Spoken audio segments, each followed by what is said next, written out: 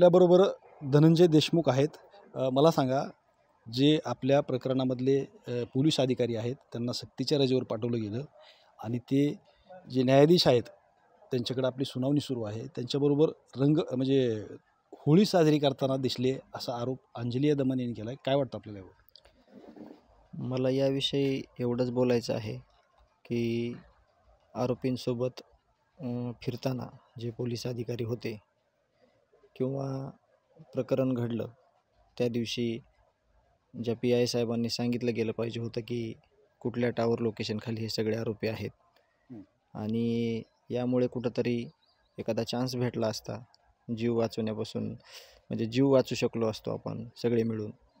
आणि काल खरं तर हे फोटो ज्यावेळेस बघितले त्यावेळेस मला एक माणूस म्हणून एक प्रश्न पडला की ज्या माझ्या भावाचे एवढे हाल केले या आरोपींनी, जे प्रकरण एवढ्या महाराष्ट्रामध्ये सगळ्यांना माहीत झाले, घरोघरी प्रकरण फक्त देशमुख कुटुंबियाचं गावाचं न राहता महाराष्ट्रातल्या प्रत्येक घरचं हे प्रकरण झालं असताना त्याच्या पाठीवर जे सगळे वन उमटले होते, सगळे रक्त साकळलं होतं, सगळं काळं निळं अंग झालं, हे कलर जर बघितले असते ह्यांनी तर कालचे कलर ह्यांनी अंगावर घेण्याची हिंमत केली नसती.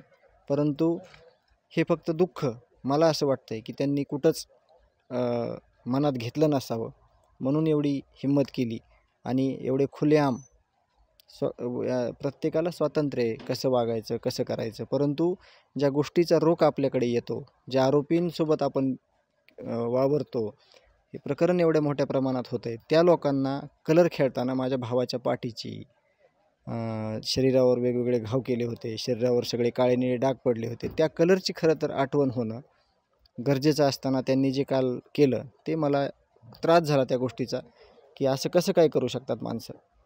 चुकीचं वाटलं हे. एकदम चुकीचं वाटलं ते. काल परवा जे जिल्हाध्यक्ष आहेत आपले परमेश्वर सातपुते उबाटाचे, तर त्यांचे आता कुठंतरी निलंबन केलं, त्यांची हकालपट्टी केली, शाब्दिक चकमक झाली किंवा व्हिडिओ व्हायरल झाले, त्या संदर्भामध्ये आपल्याला काय माहिती आहे का? मला त्याच्यातलं जास्त काय माहीत नाही, परंतु जे कुटुंबावर त्यांनी बोलण्याचा भाष्य केलं होतं, जे बोलले होते त्या संदर्भात मी त्यांना व्हॉट्सअपला देखील बोललो होतो. त्यांनी क्षमस्व म्हणून मला मेसेज देखील केला होता. परंतु असं बोलणं खूप चुकीचं होतं किंवा व्हॉट्सअपला किंवा फेसबुकला जे त्यांनी पोस्ट टाकली ती कुठंतरी पक्षश्रेष्ठीने त्याचं कुठंतरी दखल घेतली असेल आणि हे चुकीचं त्यांना वाटलं असेल आपल्यापेक्षा जास्त.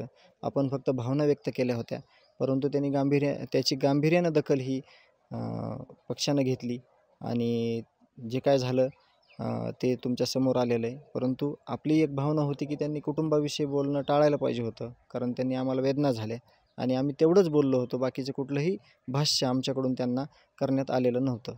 त्यांची ती काल सोशल मीडियावरती एक ऑडिओ क्लिप व्हायरल होत होती, त्याच्यात ते ओंकार सातपुते आणि ते परमेश्वर सातपुते काहीतरी बोलत होते असं फिरत होतं सगळीकडं. ते माहिती आहे तुम्हाला काय? मी ती क्लिप ऐकली, परंतु ह्या गोष्टीत मला इंटरेस्टच नाही. मला इंटरेस्ट आहे फक्त न्याय मला कसा भेटेल, माझ्या भावाला न्याय कसा भेटेल आणि तो आपण सगळेजण मिळवणार आहोत याविषयी मला जास्त इंटरेस्ट आहे. ह्यांच्या ऑडिओ क्लिप, ह्यांचे व्हिडिओ यांच्याविषयी मी काही जास्त बोलणार नाही. मी आधी देखील बोललो नव्हतो, आत्तासुद्धा ते बोलणार नाही. जे काय असेल ते जे SP साहेब आहेत, जे पोलीस यंत्रणा आहे ते सगळं म्हणजे हे काम करत आहेत, त्यामुळे मी जास्त काही त्यावर बोलणार नाही. फरार आरोपी जी आहे एक, ती काल परवा नाशिकला दिसला असं बातम्या आल्या होत्या आणि त्या ठिकाणच्या लोकांनी दावा केला होता तसा.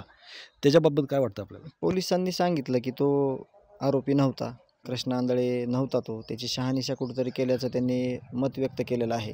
परंतु जर आता कृष्णा आंधळे म्हणजे सापडला नाही तर काहीतरी त्याच्यात पावित्र्य घ्यायच्या भूमिकेत मी स्वतः आहे, कारण त्याला पकडणं खूप गरजेचं आहे. एकतर त्याला न पकडल्यामुळं, तो न सापडल्यामुळं, फरार असल्यामुळं त्याच्याकडे जे काही पुरावे आहेत किंवा त्याच्याकडे काही जे अजून माहिती आहे जास्तीची या प्रकरणातील किंवा इतरही प्रकरणातली, ती कुठंतरी त्याने जर नष्ट केली तर त्याला जिम्मेदार कोण असणार, त्याचं काय करायचं, याबाबत अनेक प्रश्न निर्माण होत आहेत सर्वांना. म्हणून त्याला पकडण्यासंदर्भातली भूमिका ही मला स्पष्ट म्हणजे कधी करायची किंवा कशा प्रकारे करायची यावर मी SP साहेबांना चर्चा करून पुढील जे काही त्याला पकडण्यासंदर्भात काय पुढचं नियोजन आहे हे विचारणार आहे.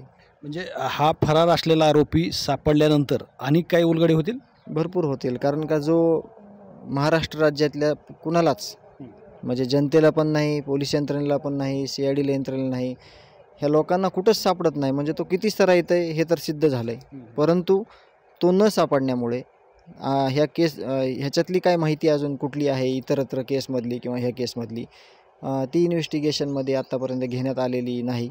म्हणून त्याला शोधणं, पकडणं खूप गरजेचं आहे. श्रीराम क्षीरसागर, TV9 मराठी, बीड, मसाजोग.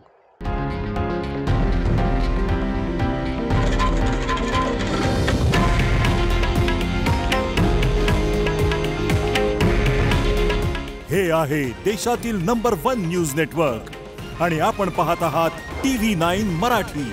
काळजी तुमची, हित महाराष्ट्राचं.